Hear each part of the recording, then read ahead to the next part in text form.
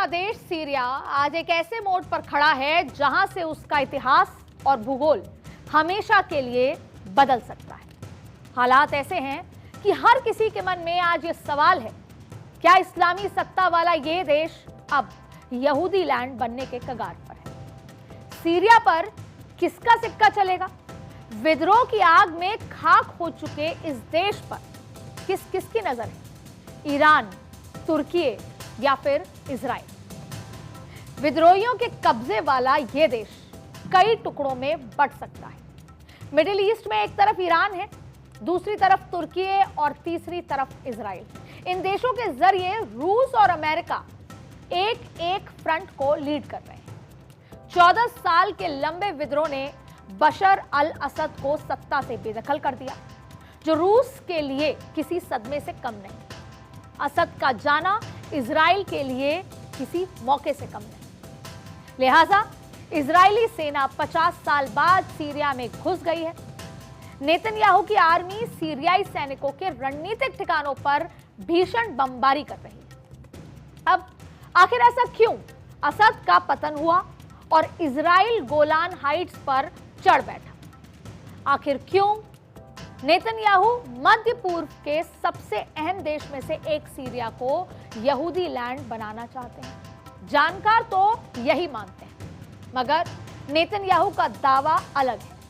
Syria पर उनकी नजर सिर्फ इसलिए है ताकि इजराइल की सुरक्षा में आंच न आए, सीरियाई सैनिकों के खतरनाक हथियार जिहादी आतंकी के हाथ न लग जाएं। बताती हूं आपको कि सीरिया में दखल बढ़ाने के पीछे नेतन्याहू ने क्या दलील दी है।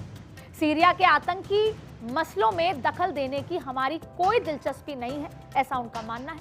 हाँ, हम इजराइल की सुरक्षा को लेकर गंभीर हैं और इस दिशा में जरूरी कदम उठाएंगे। उन्होंने ये भी कहा कि इजरायली एयरफोर्स को सीरियाई सेना के रणनीतिक सैन्य संयंत्रों पर हमले करने के आदेश दिए हैं, ताकि वो खतरनाक हथियार और साजो सामान जिहादियों के हाथ न लग जाए।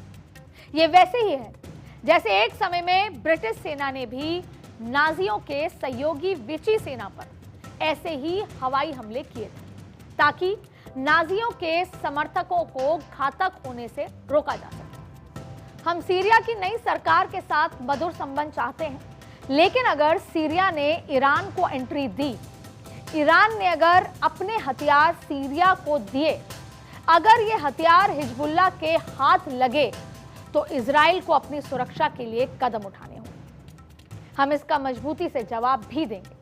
अगर ऐसा हुआ तो सीरिया की नई सरकार का भी वही हाल होगा जो पिछली सरकार का। ये बात बेंजामिन नेतन्याहू, जो प्रधानमंत्री इजराइल के, उन्होंने कही। ये कुछ वैसा ही है जब पड़ोस में कोई हलचल होती है तो हमें चिंता होती है, फिक्र होती है कि कहीं चिंगारी हमारे घरों तक ना पहुंच जाए। लिहाजा नेतन्याहू की भी चिंता जायज है। इसकी कई वजह हैं। मिडिल ईस्ट में इजराइल कई मोर्चों पर जंग लड़ रहा है। मिडिल ईस्ट का जियोग्राफिकल फॉर्मेशन देखेंगे तो पता चलेगा कि इजराइल कैसे इस्लामिक देशों से घिरा हुआ है।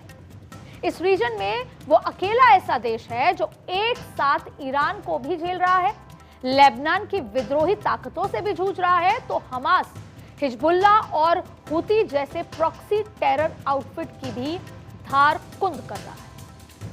ये कुछ वैसे ही है जैसे अक्सर फिल्मों का नायक कई खलनायकों से एक साथ फाइट करता है। सीरिया में 2011 से जारी अरब स्प्रिंग का अंत हो गया। असद के जाते ही एक और डिक्टेटर रिजीम का दी एंड हो चुका है।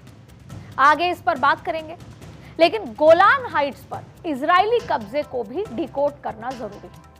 मगर मिडिल ईस्ट के नक्शे को जरा ध्यान से समझेंगे तो समझने में आपके लिए आसानी होगी। मिडिल ईस्ट में अकेला यहूदी लैंड इजराइल, जो कितने इस्लामिक स्टेट से घिरा हुआ है, आप देखकर दंग रह जाएं। छोटा सा इजराइल है, बगल में सीरिया है, जहां कई आतंकी विद्रोही गुट आज सत्ता पर कब्जे के लिए खून खराबा कर रहे हैं। इजराइल के बगल में लेबनान भी है, और वहीं जो हिजबुल्लाह को इजराइल के खिलाफ इस्तेमाल कर रहा है। जॉर्डन भी है, ईरान इराक के बगल में है। हालांकि इराक का झुकाव इजराइल के दोस्त अमेरिका के साथ है, लिहाजा ईरान की इराक में ज्यादा नहीं चलती। इधर सऊदी अरब इजराइल से सटा हुआ है, उसके नीचे यमन है जो हूती विद्रोही को शरण दिए बैठा है। यमन के बगल में ओमान है, यूएई, कतर, बहरीन, कुवैत और इजिप्ट भी है, जिसे आप मिस्र के नाम से भी जानते हैं। तो आप समझ सकते हैं कि इजराइल खतरों के बीच बैठा है अपनी संप्रभुता को लेकर, इसलिए वो चिंतित रहता है। हालांकि कोई भी इस्लामिक स्टेट इजराइल से हेड टू हेड टकराने में कतराता है, क्योंकि छोटा सा होने के बावजूद इजराइल अपने मजबूत इरादे और बेहतरीन आर्मी कैपेबिलिटीज के चलते दुनिया में मशहूर भी है। लेकिन मजबूती कितनी भी क्यों ना हो, अड़ोस पड़ोस में दुश्मनों की फौज होगी तो फिक्र तो होगी ही। अब देखिए, इजराइल के इर्द गिर्द ये जो इस्लामिक स्टेट्स हैं, उनमें से कई तो आतंकी गुटों को पाल पाल कर इजराइल के खिलाफ चाल चलते रहे। यही चिंता नेतन्याहू की है। 8 अक्टूबर 2023 को एक घटना हुई थी जो हाल फिलहाल की है, जब हमास ने इजराइल में खून की नदियां बहा दी। ये सभी जानते हैं, मगर ये जंग पुरानी है जो ना सिर्फ जमीन की है बल्कि वजूद की भी है, संप्रभुता की है। इजराइल के ये पड़ोसी देश कट्टर इस्लामिक कायदों के पक्के वाले रहनुमा हैं, जिनमें सबसे ऊपर ईरान है, जो रह रहकर इजराइल से टकराता रहता है, सीधे तौर पर भी और प्रॉक्सी आउटफिट के जरिए भी। इजराइल के खिलाफ वो कौन कौन से प्रॉक्सी टेरर आउटफिट्स हैं जिन्होंने ये इस्लामिक देश इजराइल के खिलाफ उन्हें उकसाते रहते हैं? जरा इस पर भी गौर करना लाजमी होगा। चलिए देखते हैं इजराइल की टेंशन और कितनी आगे है। गाजा से हमास ऑपरेट हो रहा था, जिसने इजराइल को कड़ी चुनौती दी, तो दूसरी तरफ हिजबुल्लाह लेबनान से चल रहा है। लेबनान उसे इजराइल के खिलाफ उकसाता रहता है। यह अलग बात है कि हमास और हिजबुल्लाह अंतिम सांसें गिन रहे हैं। हानिया से लेकर सिनवार तक और हिजबुल्लाह के आका नसरल्लाह को जहन्नुम का रास्ता दिखा दिया गया। उधर सऊदी अरब के नीचे छिपा यमन भी है, जहां से हूती विद्रोही हमास और हिजबुल्लाह को सपोर्ट देते रहते हैं ताकि इजराइल को इस्लामिक कट्टरपंथ का पाठ पढ़ाया जा सके। ऊपर से ईरान है जो रह रहकर इजराइल पर रॉकेट और बैलिस्टिक मिसाइलें दागता रहता है। रही बात सीरिया की, तो इजराइल को डर है कि अमेरिका का दुश्मन ISIS अमेरिका के दोस्त इजराइल को भी टारगेट कर सकता है, और इसीलिए इजराइल सीरिया पर ना सिर्फ नजर बनाए हुए है बल्कि अपनी सेना को भी ऑपरेट करने की छूट दे चुका है, और जिसका नतीजा सामने है। गोलान हाइट्स के बफर जोन पर 50 साल बाद इजराइल का कब्जा है। अब चलिए लौट चलते हैं दमिश्क पर, सीरिया की राजधानी और कई देशों की चाहत वाले जैस्मीन के फूलों वाले शहर, जो कट्टरपंथी की आग में धधक रहा है, जहां कब्जे को लेकर विद्रोही गुटों में जबरदस्त मारकाट मची हुई। दमिश्क पर फिलहाल तो कट्टर इस्लामिक आतंकी समूह हयात तहरीर अल शाम यानी कि HTS का कब्जा है। असद को देश से दरबदर करने में इसी समूह का हाथ है। HTS अल नुसरा फ्रंट का ही बदला हुआ नाम है, जिसे तुर्की का समर्थन हासिल है। इस गुट ने सीरिया के सबसे अहम हिस्सों पर कब्जा किया है, जिसमें राजधानी दमिश्क, इदरिश और अलेप्पो शहर भी शामिल है। साथ ही मध्य सीरिया के कई हिस्सों पर भी ये काबिज हो गया है। हम आपको आगे बताएंगे कि कौन कौन से विद्रोही गुट सीरिया पर काबिज होने की जद्दोजहद कर रहे हैं, मगर गोलान हाइट्स की बात पहले कर लेते हैं, जहां इजराइल ने 50 साल बाद अपना दबदबा बढ़ा दिया, जहां असद के रहते युद्ध विराम चल रहा था। लेकिन ये नेतन्याहू का कहना है कि असद गए तो अब ये अग्रीमेंट भी नहीं रहा है। अब गोलान हाइट्स को बेहतर तरीके से समझने की कोशिश करते हैं। अब आप ये देखिए, ये इजराइल है और सीरिया से सटे उसके बॉर्डर पर गोलान हाइट्स जो ऊंचाई पर है। अब जंग के हालात में ऊंचाई वाले इलाके में रहना फायदेमंद माना जाता है, एक तरह की लीड मानी जाती है। असद जब तक सत्ता में थे वो विद्रोहियों से उलझे रहे, गोलान को लेकर 1974 से शांति समझौता चलता आ रहा था, जिसे इजराइल और असद रजीम मानते आ रहे थे। हालात तनावपूर्ण इतने नहीं थे, मगर असद के जाते ही इजराइल ने गोलान हाइट्स के कई इलाकों पर अपना कब्जा जमा लिया। उसे डर है कि विद्रोही आतंकी संगठन कहीं गोलान हाइट्स का इस्तेमाल इजराइल पर हमले के लिए ना कर दे।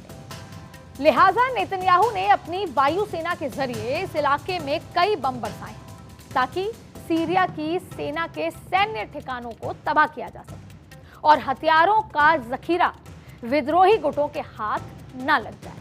और यही तो नेतन्याहू कह रहे हैं। तो आपने गोलान हाइट्स का भूगोल तो देख लिया, चलिए अब इससे जुड़ी कई और जानकारियां आपको बता देते हैं, जिससे इजराइल की चिंता और सीरिया के नए रिजीम को लेकर उसका व्यू क्लियर हो सके। गोलान हाइट्स दरअसल नेतन्याहू का गोलान प्लान है। गोलान हाइट्स पर नेतन्याहू का दावा कई मुस्लिम देशों को चुभ रहा है। इजराइल पांव पसारता है तो इस्लामिक देश विरोध करते ही हैं। अपनी जगह पर उनकी चिंता भी उनके खुद के वजूद के लिए जायज भी है। गोलान में नेतन्याहू की सेना घुसी तो कौन कौन से देश सामने आ गए हैं, ये आपको बताते हैं। फिर सीरिया के टुकड़े पर भी बात करें, मगर गोलान हाइट्स पर इजराइल का दावा कैसे इस्लामिक देशों को परेशान कर गया, आपको ये बताते हैं। तमाम विरोधों के बावजूद इजराइल अपने कदम नहीं रोकता। ऐसे वो कई बार पहले कर चुका है। नेतन्याहू एक ही दलील देते हैं कि उनके देश को खतरा हो सकता है, इसीलिए वो आक्रामक होकर फ्रंट फुट पर खेलते हैं। गोलान हाइट्स और सीरिया को लेकर भी कुछ ऐसी ही दलीलें दी जा रही हैं। भले ही नेतन्याहू अपने देश की सुरक्षा की बात करें, सही भी है, मगर इजराइल की नीतियों से सभी वाकिफ हैं। हमास को खत्म करने के नाम पर गाजा पट्टी के चप्पे चप्पे पर आज आईडीएफ का कब्जा है, मतलब गाजा पर इजराइल का प्रभुत्व। फिलिस्तीन का नामो निशान मिट चुका है, वो फिलिस्तीन जिससे कभी इजराइल का जन्म हुआ था। सीरिया में तख्तापलट को इजराइल जैकपॉट की तरह देखता है और मौके पर चौका मारने की फिराक में। उधर असद के जाने से अमेरिका की भी चांदी हो गई है। दोनों दोस्त मिलकर सीरिया को अपने हिसाब से चलाना चाहते हैं, तो अरब देश खासकर ईरान असद के जाने से सदमे में। रूस भी टेंशन में है, क्योंकि रूस और ईरान की मदद से असद अब तक टिके हुए थे, मगर विद्रोहियों के जबरदस्त अटैक्स ने असद को बड़ी आसानी से सत्ता से बेदखल कर दिया। अब रूस और ईरान सीरिया को लेकर चिंतित है। उधर तुर्की भी सीरिया पर लगातार हमले कर रहा है। तुर्की ये चाहता है कि वो जिस विद्रोही गुट को समर्थन दे रहा है, उसका दबदबा सीरिया में ज्यादा से ज्यादा। क्या होगा उससे? उससे सीरिया पर तुर्की का इनडायरेक्ट कंट्रोल रहेगा। सभी अपने अपने फिराक में हैं। ऐसे हालात में सीरिया के टुकड़े होने का खतरा भी गहराता जा रहा है। आपको बताते हैं कि सीरिया के किन किन हिस्सों पर कौन कौन से गुट का कब्जा है। पूर्वी सीरिया में एसडीएफ, बड़े हिस्से पर एसडीएफ का कब्जा। एसडीएफ यानी सीरियन डेमोक्रेटिक फोर्सेस, कुर्दों के वर्चस्व वाले गुट हैं एसडीएफ। अमेरिकी समर्थन से 2015 में गठित। तुर्की इसका खुला विरोध करता है। इदरिश, अलेप्पो, दमिश्क पर कंट्रोल। एचटीएस के तुर्की का सीधा समर्थन। तुर्की से जॉर्डन तक इसका प्रभाव है। नॉर्थ सीरिया में एसएनए, एसएनए मतलब सीरियन नेशनल आर्मी, तुर्की के समर्थन वाला विद्रोह समूह असद की सेना से अलग होकर बना है। 2011 के मूवमेंट के दौरान स्थापना हुई। वेस्ट सीरिया में एएफ, एएफ का मतलब अलावायात फोर्सेस, असद के समर्थन वाला गुट है एएफ। वेस्ट सीरिया असद के प्रभाव वाला क्षेत्र है। इराक, ईरान और लेबनान का करीबी है। सीरिया टुकड़ों में बंट रहा है। इसका फायदा अमेरिका को भी होगा और इजराइल को भी। दोनों मिलकर इसे अपने प्रभुत्व वाला देश बनाना चाहते हैं, क्योंकि रूस और ईरान समर्थित असद को सत्ता छोड़ने पर मजबूर होना था। लिहाजा अमेरिका और इजराइल मिलकर यहां अपना सिक्का चलाना चाहते हैं। इजराइल भी इसी दिशा में आगे बढ़ रहा है। अब जंग इस बात की है कि सीरिया को यहूदी लैंड बना दिया जाएगा या फिर इसकी इस्लामिक पहचान बरकरार रहेगी। अगले चंद महीनों में काफी उतार चढ़ाव इसके मद्देनजर देखने को मिलेगा। आज पॉलिटिकल कॉरिडोर में इतना ही।